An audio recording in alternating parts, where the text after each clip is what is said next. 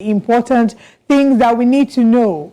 In the next 24 hours, Nigerians will be heading to the polls for the 2023 general elections to decide who will rule Nigeria for the next 4 years. Against all odds, it is critical that the voters get to intimately have a proper understanding of the laws, what constitutes electoral offenses, and what to avoid before, during, and after the elections. So, today on Election Countdown Nigeria, we will be educating viewers and electorates on all they need to know about the voting procedures, the do's and the don'ts of the 2023 general elections. Plus, we will be looking at the role and safety of journalists at the presidential elections. Stay glued to your TV screens. This is Election Countdown Nigeria, and I am Olive Emodi. Welcome back. Now let's get into today's edition of Election Countdown Nigeria. As part of preparations for the general elections, the Independent National Electoral Commission, INEC, has announced the voting procedures to the electorates to aid the easy flow of the election process. Now we're going to share with you some graphics to further break this down and to explain to you what you need to know about the voting. First of all, we must mention that voting starts at 8:30 a.m. on the 25th, Saturday the 25th of February, and it ends at 2:30 p.m. You must also present your PVC for accreditation. It's important for you to do that as well, using the BVAS, of course, which is the Bimodal Voters Accreditation System. And the third point we'd like to highlight for you is that you need to check and be sure that your name is in the register of voters in that polling unit. Very important tip for you there, because you don't want to have a card and then go register in go vote in another place. It will not, you won't be accredited there. Get authenticated with the BVAS through fingerprints or facials. Now, once you're accredited, you will be issued a ballot paper. It's important that you go to the voting cubicle to make your choice in secret. Keyword is secret. And drop your marked ballot paper in the ballot box. You can leave or stay 300 meters away from the voting area to witness vote sorting and counting. It's also necessary to let you know that some basic voting tips, as well as, who is eligible to vote. One more thing before we talk about who is eligible to vote, please do not take pictures, do not go in with your mobile phones. Ensure that you do the needful and get out of there as quickly as possible. Of course, you can witness from a distance, but do not take in your mobile phones to show who you're voting for. Now let's talk about who is eligible to vote. Now, a Nigerian who is 18 years and above, living in Nigeria at this moment, because of course those outside of Nigeria, that is Nigerians in the diaspora, are not entitled to vote.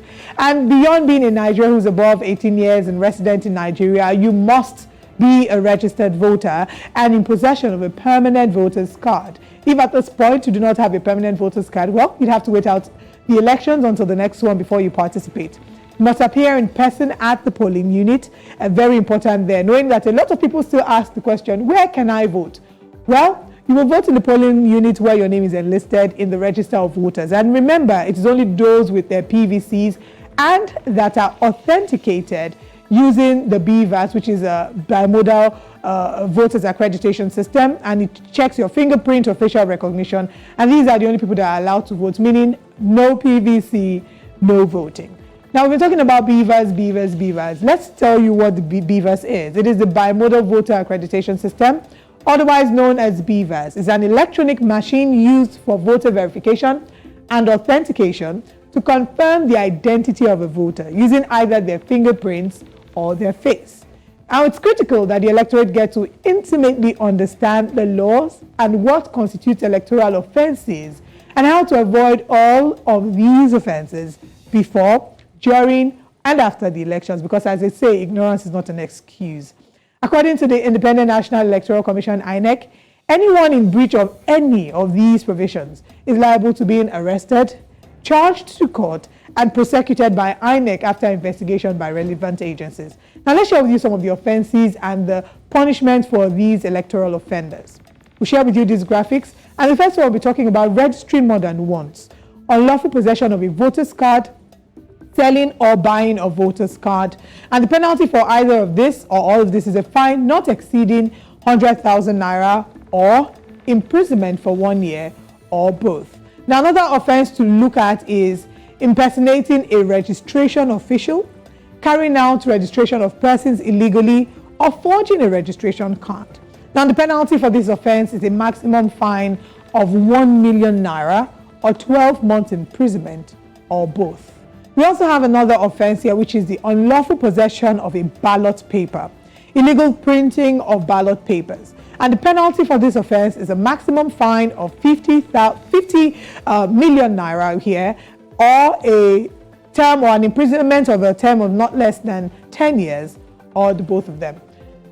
Well, we have more offenses. I will share with you another one. It's a person voting or attempting to vote at an election when he or she is not qualified, or inducing a person to vote at an election knowing that such person is not qualified. So if you're not 18 years, if you do not have a PVC, if you did not register for your PVC, you're not qualified to vote. And if you're also forcing someone else to do this, you are committing an offense, and the maximum fine for this is 500,000 naira or 12 months imprisonment or both. Another offense we're looking at this morning is paying money to any other person for bribery at an election, or receiving any money or gift for voting or to refrain from voting at an election. So for those who would go to the polling units and say they're giving people a certain sum of money because they want them to vote their own presidential candidates, not just the giver, but even the receiver, you're committing an offense and you'll be subject to a fine of 500,000 naira, of not more than 500,000 naira, or 12 months in prison, or both. Now let's take the conversation away from some of these offenses and talk about the members of the fourth estate of the realm. We cannot underemphasize, or overemphasize rather, the importance that the media has to play when it comes to covering elections and transmitting same in real time. So this time we're going to be talking about the role of journalists in the election. Now, joining us to discuss this is the Deputy Manager, Media Freedom Project, Stephanie O. Adams Douglas. Good morning, Stephanie, and thank you very much for joining us. Good morning, and thank you for having me. All right, Stephanie, let's talk about the roles that the journalists play in the elections. We can't, keep talking about how important journalists are, because they're the ones who tell the story, and many people don't know what's going on. So I'd like you to shed more light on the roles that journalists have to play in every election cycle. So I'll start by saying you all know that there is no representative democracy without informed citizens. And who informs citizens? Journalists. I mean, that's their work, known as the fourth estate of the realm. I always start by saying that's the only profession that is being mentioned in the 1999 Constitution as amended. And we have seen over the years how journalists have played an important role in setting the agenda for elections. And when I mean setting the agenda, I'm simply talking about educating citizens. I'm simply talking about giving the right information, emphasis on the right information. I'm also talking about, of course, getting to pass getting to set a pace where, emotions are already heightened, but journalists don't have to escalate the emotions by reporting news that are not factual, or even taking sides during elections. And as we approach the 2023 elections, it's obvious that, the safety of journalists is a major concern, irrespective of their duties, irrespective of their mandates. So they are going to be out there to sensitize the people, give accurate information, collect data on what is happening on polling units, and this election is quite different from other elections, to be honest. The safety of journalists is a major concern for a lot of newsrooms, a lot of media organizations, civil society organizations, and I'll say that as journalists go out, to the elections in less than 24 hours, there are absolutely important steps that journalists must consider, in order to at least stay safe, because irrespective of the story, irrespective of the news, the safety of the fourth realm, the safety of the fourth estate is paramount. Very important points you've highlighted there. And let's talk about the role. If you analyze so far the security agencies, would you say that they understand the importance of the fourth estate of the realm and accord them the priority that they should in terms of allowing them access and coverage and in terms of guaranteeing their safety and their security. Whilst we're sharing tips to citizens, you can see posters all around the internet with people saying how this is how you as a citizen can be safe. Do you think that the welfare, the health, and the access to information is being prioritized by INEC as well as security agencies? I'll say, quote and unquote, that access is being prioritized, but seen in 2019 where journalists were denied access to polling units, they were denied access to, election centers, collation centers, and that is undemocratic because journalists are meant to, this is a democratic process and it's supposed to be open to all, and journalists are meant to be there. So I believe that security agents can do better. And, historically, because Nigeria has a history of politics and quote and unquote, again, violence, we haven't seen an election that has been done free and fair without any form of violence, especially against journalists. So it is important that Nigerian state, I'll say, security personnel, police, DSS, army, are aware that the journalists are not enemies, because over the years, of course, Nigerian governments believe, or I'll say they have this notion that journalists are their enemies because they always hold them accountable. But no, they're not. And this is their duty. This is what the Constitution mandates them to do, to carry out information and to give out accurate, emphasis on accurate information to its citizens and the public. So I'll say that, yes, the police can do better because, interestingly, this security personnel who are meant to be the ones protecting the journalists have in the past been the ones, attacking journalists, detaining journalists, harassing journalists, for carrying out their duties. So I'll say, and I'm saying it right now and calling on security personnel, that it is important to protect journalists as well as they head to the polls to carry out their duties. I'm glad that you made reference to the 2019 elections and how, unfortunately, we look at some past elections, journalists have had to, we've had issues with violence and insecurity to some extent. If you look at the 2019 elections and the incoming elections, which is in under 24 hours, would you say that we have a fresh set of concerns that probably were not there in 2019? Are there other things that journalists should be worried about in 2023 that they didn't probably have to think about in 2019? In 2019, we didn't have to think about cash crunch. In 2019, we didn't have to think about, how to transport journalists from one polling unit to the other without any form of harassment. It is different right now because speaking to a lot of media organizations and also media owners, there is a major concern about sending journalists out on the field. No media organization wants to put their workers or their journalists, on the front line without any form of accurate support. Rather, instead of accurate, stern support. You can't send them to another location where they cannot access cash, for movement. At the same time, in 2019, I think the major concern that we faced in 2019 was with security personnel, and then at that time, the Boko Haram. But this 2023 election is different entirely because we're seeing a lot of local militia, we're seeing a lot of separatist group, like in the Southeast. It is to an extent a major concern for a lot of journalists. Right now, we're advising that journalists who will be going out on the field will have to, reduce their form of visibility as journalists because they can be a major target, reduce some form of branding as well. Like Idris Akibajo would say that no story is worth your life. And when I used to go out to cover the elections, the first thing that,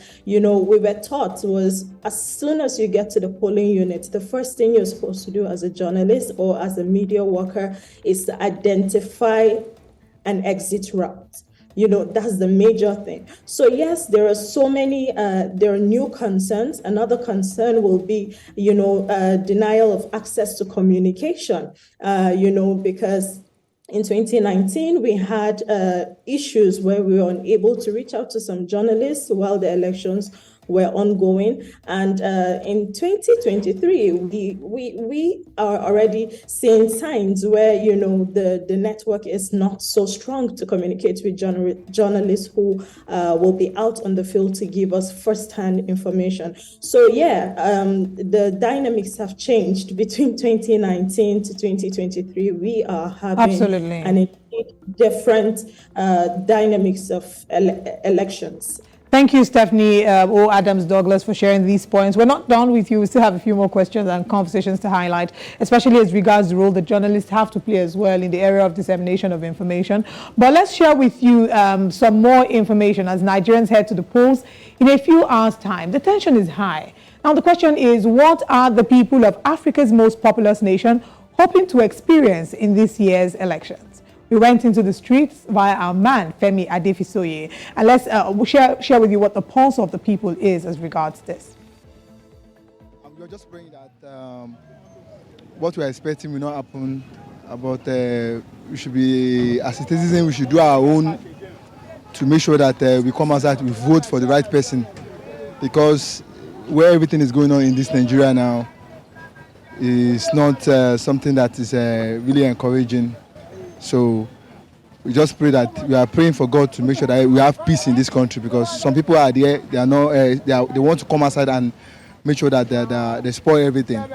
So we believe that everything will go well in Jesus' name. So. Yeah, the way I'm seeing, the way things are going, I pray it should be fair and fair, because right now Nigerians are very angry with what is going on, and they want a good leaders to lead us. But for it to be fair and fair, the politicians also should make it to be fair and fair. Wow, all about the election is something we have been seeing. Elections have been coming and going. We all have been feeling the same thing of past election, previous election. But this particular one, I don't think it's going to be free and fair election. Regarding whether there will be chaos or not, I really can't say. But in terms of it being free and fair, for as long as INEC keeps to its promise of using the beavers machines, we are armed with our PVCs to usher in a new Nigeria. It's going to be free and fair by God's grace, by His mercy. It cannot be postponed as things go round. Already we know what is happening throughout the world, throughout Nigeria. Because we have been praying. Me, I'm a chosen. We have been praying, going to night vigil. And my pastor, God answers his prayer. He is praying that there be no fight, that everything will go peacefully. I really do hope that God answers her pastor's prayers. It's not just her pastor that's praying, the whole of Nigeria is praying, but beyond praying, there's a lot of work that needs to be done, not just from the citizens, but also from the security personnel. Now let's share with you that the Inspector General of Police, IGP Usman Alkali Baba, has ordered the restriction of all forms of transportation, either on the roads, waterways, and other forms, from 12 a.m. to 6 p.m. on Election Day, with the exception of those on essential services, such as INEC officials, electoral observers, ambulances responding to medical emergencies, firefighters, and the likes. Similarly, the IGP strictly warns all security aides and escorts to desist from moving around with their principals and politicians to polling booths and collation centers during the election, as anyone found flouting this will be severely sanctioned. Also, he banned the unauthorized use of sirens, revolving lights, covered number plates, and tinted glasses. All state-established and owned security outfits and organizations, quasi-security units, and privately owned guard and security outfits are also barred from participating in election security management.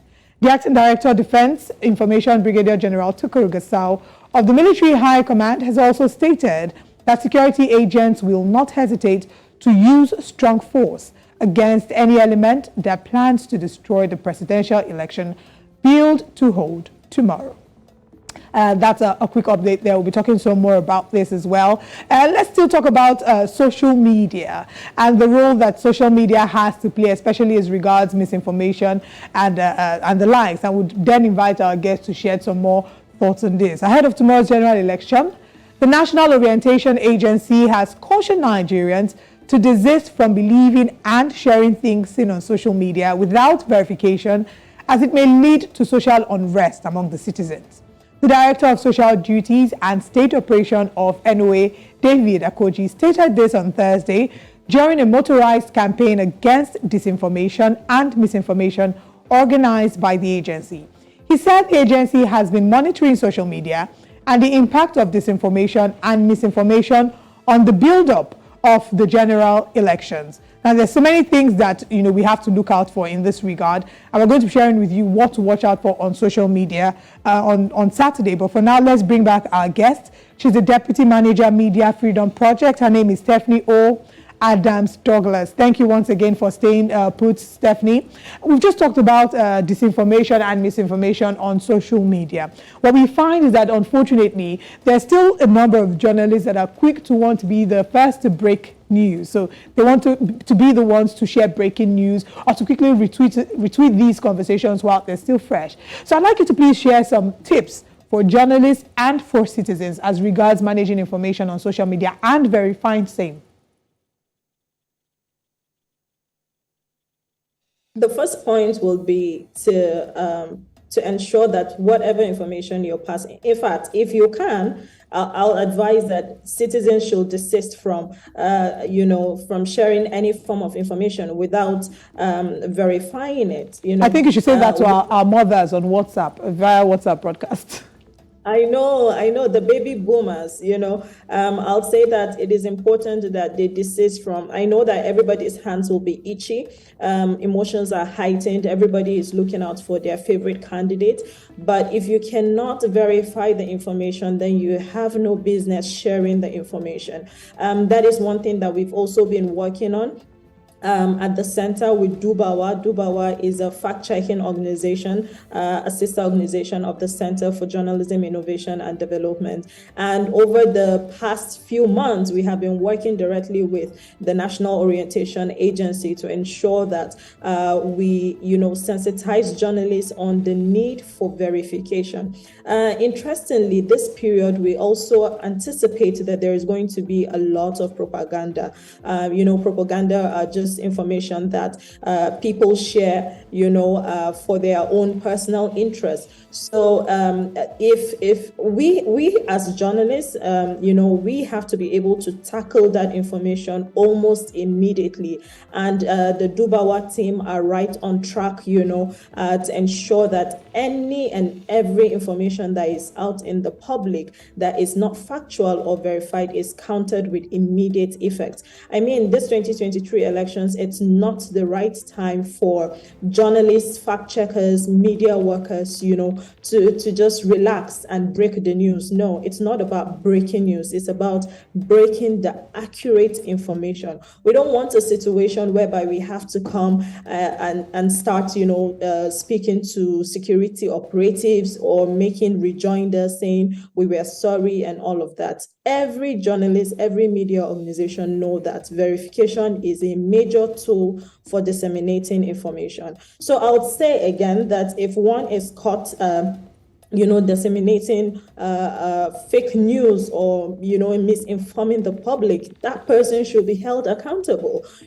because you are not in the right place to cause chaos. Already Nigeria is a beautiful country with, very different types of, little concerns that we're trying to work on, so misinformation should not be another, should not form another dynamics of chaos in Nigeria. I'd like to quickly jump in here. And this is because, it's important that you share with us why we shouldn't be very quick to share wrongful information. What we find is that we're a social media generation. Social media has helped intensely, but it also has caused some form of damage. we see people, and young people in this instance, that sometimes want to share old videos just to create a certain agenda, or want to make, I mean, not just young people, to be fair, or people who just want to, like they say in social media parlance, catch cruise, right? So why is it important for us to verify the information and be doubly sure before we share it? In order not to set Nigeria on fire, already we are in a critical situation. So it is important to not just fact check or verify, but double check and double verify. In fact, over the months, we've been trying our possible best to sensitize citizens on the use of certain tools to ensure that they verify information before they share it. Our last conversation, Dubawa and Meta. Dubawa has a partnership with Meta, and they are trying their possible best to see how misinformation is flagged almost immediately.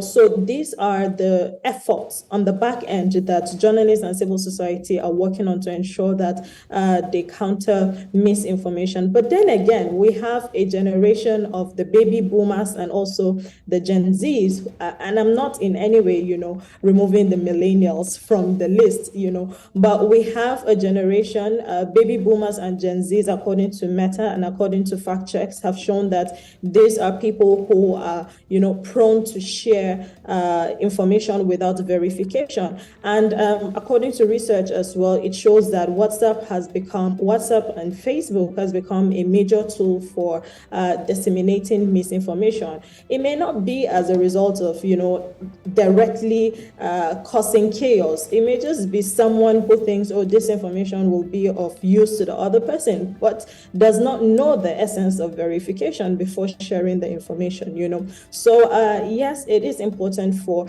everybody, and I mean not just the baby boomers, millennials, or Gen Zs, everybody to maybe absolutely just resist, from sharing information that is not factual. And if you have an information that you cannot verify, then there are a lot of fact checks coalitions. There are a lot of fact checkers out there that you can reach out to them, either via WhatsApp, either via Twitter or Facebook, to get them to verify the information for you. And they go through the process. Of recent, I'll say, if you've noticed, over the past few months of campaign, a lot of presidential candidates will always say, oh, don't fact check me, or you can go and fact check. I'll add this palace. The fear of fact checkers is the beginning of wisdom. So in order not to fall victim of misinformation or fake news, it is important that you just stay away from sharing information that you cannot verify. Right. Thank you so much, Stephanie, for joining us this morning. We do hope that you have a wonderful rest of the day, and all the best. Stay safe at the elections. Thank you so much. Have a great day.